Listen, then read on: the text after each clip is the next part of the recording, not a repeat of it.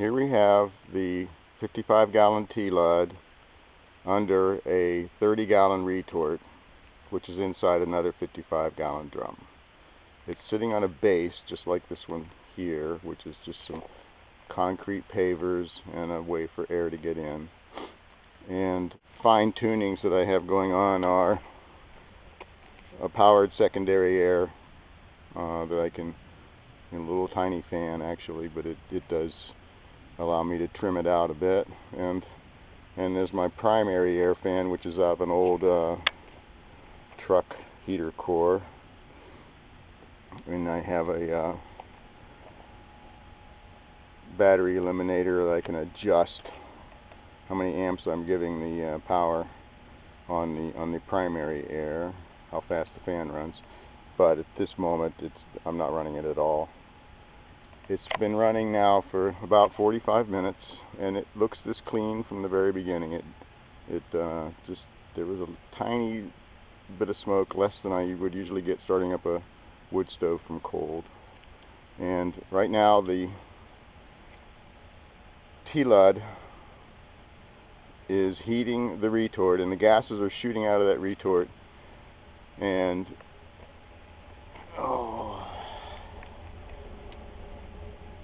the thing just runs really clean, and it always has. It's been a joy to work with.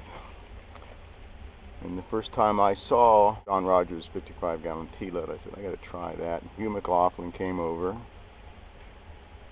and we set one up and just used some angle iron to space a lid with a chimney on it for the secondary air to get in.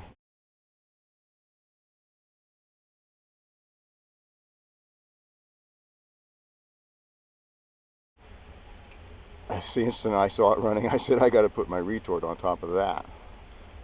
So that's what it did, and it's worked great.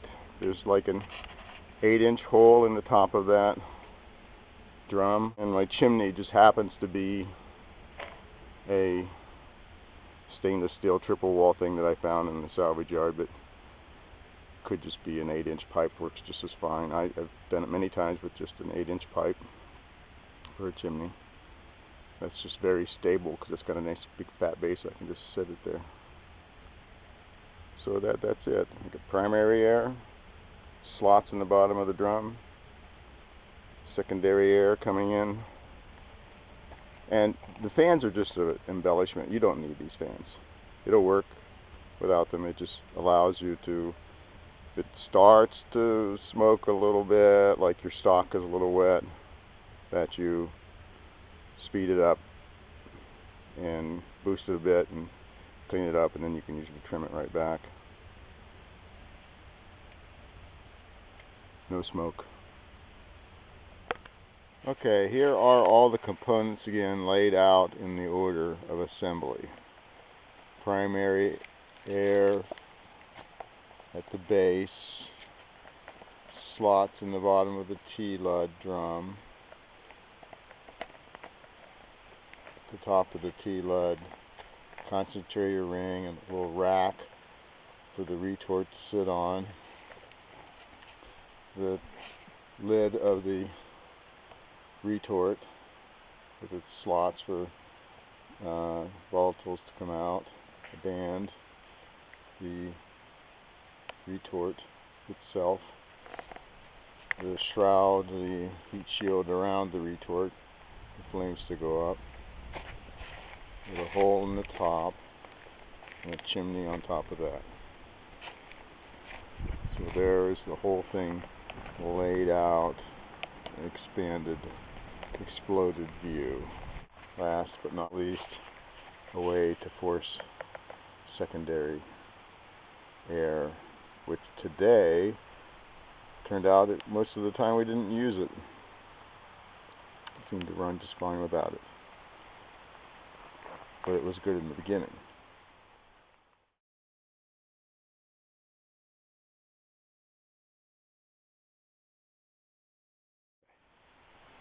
Alright, so we're just demonstrating some of the things we might put in a retort. And here's my 30-gallon retort. And already we shoved some of this corn stover in. I'm not going to be able to use as much as I wanted because it's a little wetter than I wanted. And here's the, you know, some sticks. This stuff usually works pretty good. As long as the gases are able to circulate, to let the moisture out and let the volatiles out. And then just out of curiosity, these bones that should have been made into chicken soup, chicken stock, I'm going to throw them in there just out of the... They're kind of also, there's too much moisture in them, but I think we can deal with it. Garden cleanup. Are you recording that? Yeah. This stuff. So I'm going to pull out some of the smaller pieces of that and kind of finish it off with that.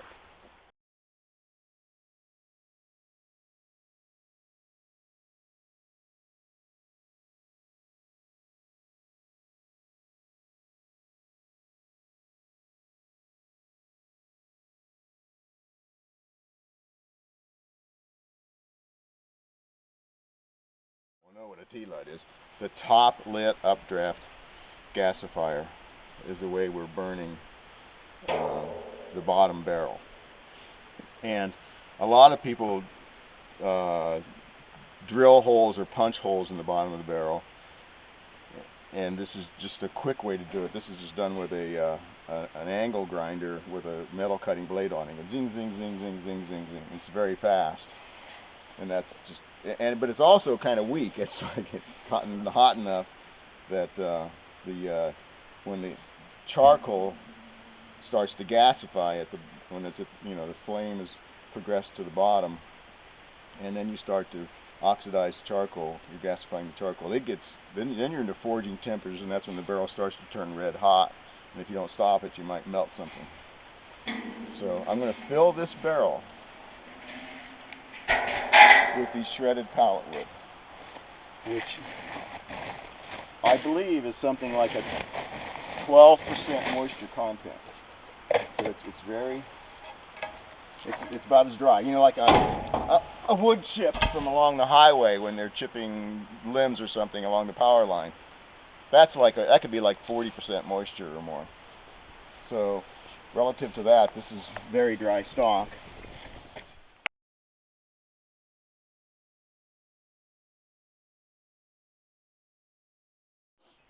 Okay, you good. Okay, so it's important in the TLUD over here, that we start the fire evenly on the whole surface, so that it will progress evenly down through.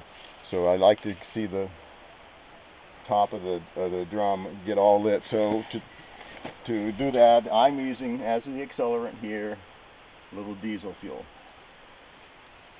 biodiesel, of course, and so I just soak some chips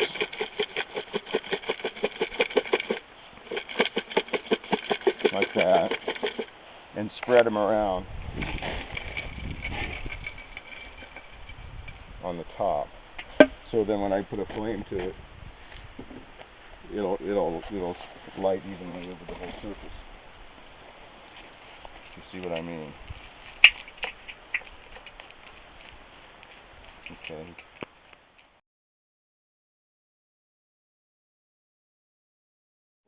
Okay, so here the base are these concrete pavers with a way for air to get in that the base of the drum sits on. You can see the shadow when it was there before.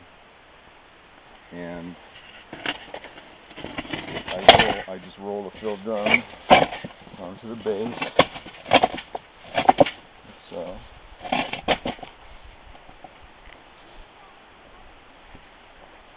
And then I put this concentrator ring, just like on it, forces the gases coming up from the combustion of the volatiles to come concentrated in.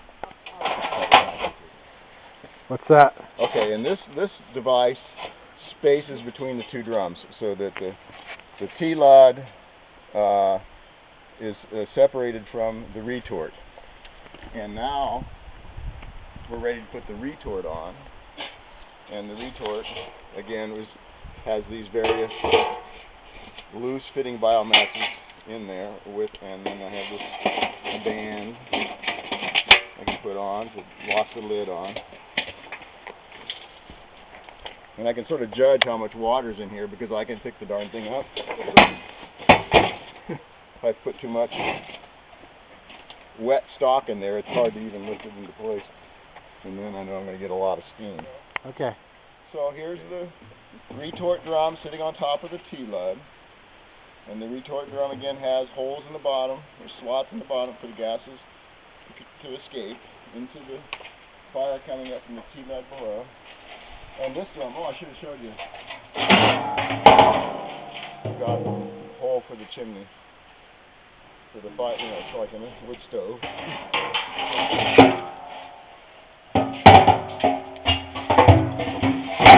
And this is where I wish I were 6 foot tall, then I wouldn't have these issues. So that's the basic tower of power. And then I have this favored chimney. I've got several different things. This is the one Hugh McLaughlin doesn't want to see me use because it's kind of like, well, who's ever going to find one of those? Triple wall stainless steel. Lucky me to have found that. And none of it needs to be attached. It's just sitting there. Well, this gizmo here helps a lot. Hugh has a chimney where there's a lid with the chimney, screwed to it, so it's a solid piece and it sits it there, and it's a little easier to assemble. It's also a little lighter weight drum. This thing is fairly heavy. And the other thing that I always do when I put together then is shim. Put some shims in this places so there's no wobbliness. As long as it's not wobbling around, we're good.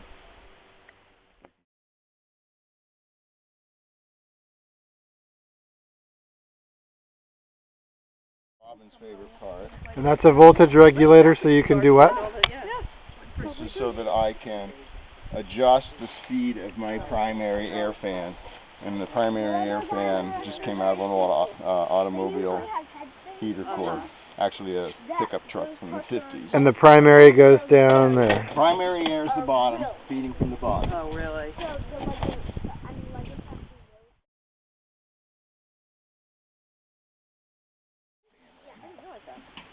You don't have families or friends or anything?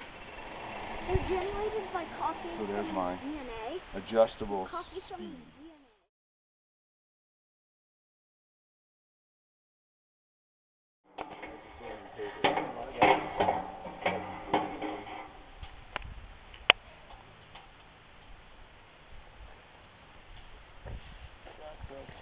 Yeah, no. So this is how clean it runs from the start, and there's and from the very beginning, no smoke. You know, when it goes right. I mean, sometimes it goes wrong, but when everything goes right, there's no smoke from the beginning. Now we haven't even started the secondary air. Time to get that going. What's the secondary air? This is.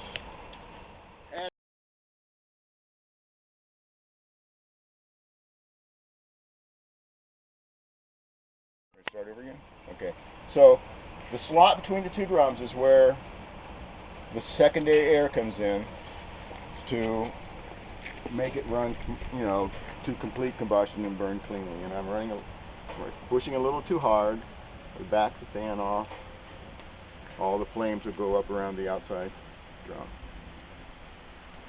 But sometimes having a little boost of air right at that point makes it work even better. And sometimes just the breeze, if there's just like a little more wind blowing in. Yeah, so this is actually not a fan, this is a blower, another little mini blower.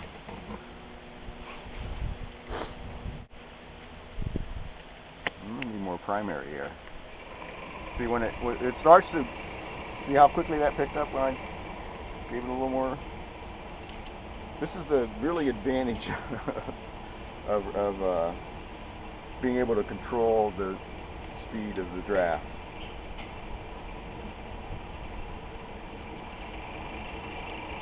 Yeah, well, then we're seeing smoke. We don't want that.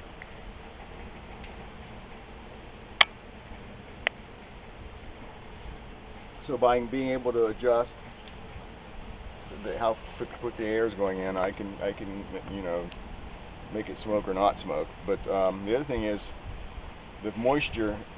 If there's a little extra moisture in the chips in the lower drum, you can get the fire going hot enough to evaporate that moisture off and not have it be looking like smoke coming out. It's mostly just steam, but that inefficiency of moisture in the fire, just like throwing a wet stick of wood on the wood stove and it chokes a little bit. We know what that looks like. Snuffer, yeah. Yeah, and so being able to regulate the draft here really helps me manage that. Now you see how it looks like there's a flame coming out of the end of this secondary air, out of the end of this tube. The flame is not coming out of this tube. That's just when the oxygen that this is pushing into the fire hits the volatiles that are in there. I mean, it's like the air coming in hits the gases that are already there, and boom, the flame appears right at the end of that thing. Yep. Which is called a TLUD, a top-lit updraft, which is running on the shredded pallet wood. So it's kind of like packed tight with the small chips that are very dry. That will burn down. The fire. It just the pyrolysis front just moves down through the drum, leaving charcoal behind. And the charcoal doesn't burn to ash because all the oxygen is being consumed as it goes down. It's just kind of the neat feature of a top-lit updraft gasifier. And so when it gets to the bottom, then I have to put it out. Otherwise, then the char will just all burn to ash. But at that point, I'll have a third of a drum of charcoal. And you can tell when it gets to the bottom, you just hit it with some water, and it'll just instantly evaporate off. And then when it's red hot all the way to the bottom, time to stop. How do you know when it's red hot all the way to the bottom? Well, at night you actually see it glow red. In the daytime.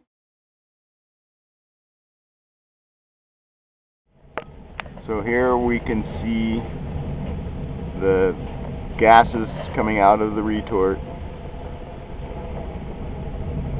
shooting down out of the retort and hitting the flame coming up from the TLUD. And that little roar that you hear is the pyrolysis gases coming out of the retort. You see them shooting down there? Yep. And I think so we're seeing really quite clearly the combustible gases coming up out of the TLUD and hitting where the secondary air comes in.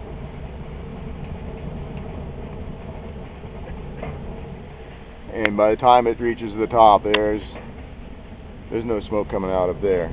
This is a very attractive secondary combustion going on without the fans. We've completely removed all fans. Today it seems to be working fine without a secondary boost beyond natural, and there's very little wind.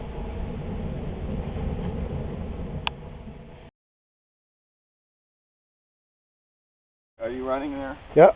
So it's not roaring like it was. We've burned up all the volatiles in the retort. It's done, so we're ready to kill it.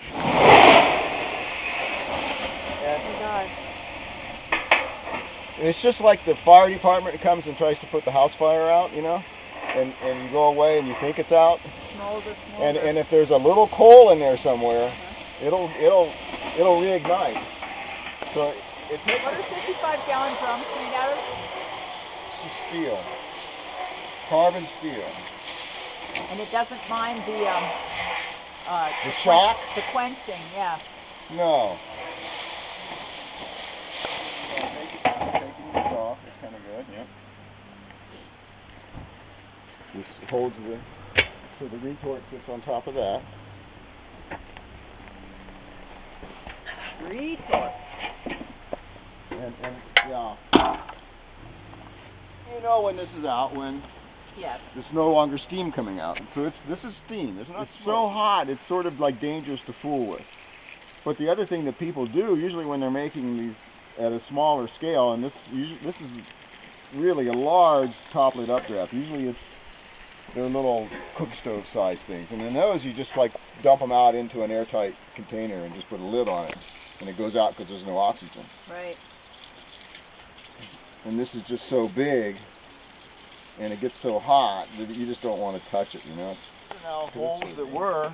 Okay, yeah, you got it. They were in the bottom. It was flipped over. Oh, they're just flashes. Coming out. Exactly. Combustible.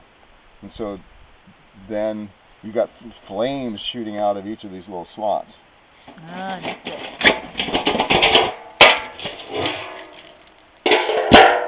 And we didn't completely combust this. And like this one could just be left, other than what I'm doing now. Like those ones that you looked at over there, they never got wet. They were just allowed to cool. So this is still trying to burn. Yeah. What are the square things? Oh, chunks of wood, and now those are called. There's ones that didn't char completely. We call that a brand, so that's a failure.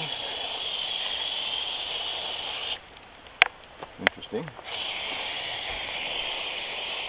Was that just due to length of time? Yeah, there's a timing issue, and if I hadn't put a big chunk like that in there, I wouldn't have had that problem. Or if they'd all been the same size. If they all been, and I have much better luck with smaller things in the retort. There's a chicken bone. Yes. Is it hot? Well, that's charred through though. Wow. Bone char. So we had a pretty good production today. Here's the retort char, and we had some interesting things in here, like the chicken bones. I'm gonna find some chicken. There's a nice bone char. It's kind of unusual for me. I don't usually do that. And then over here we have the TLUD char.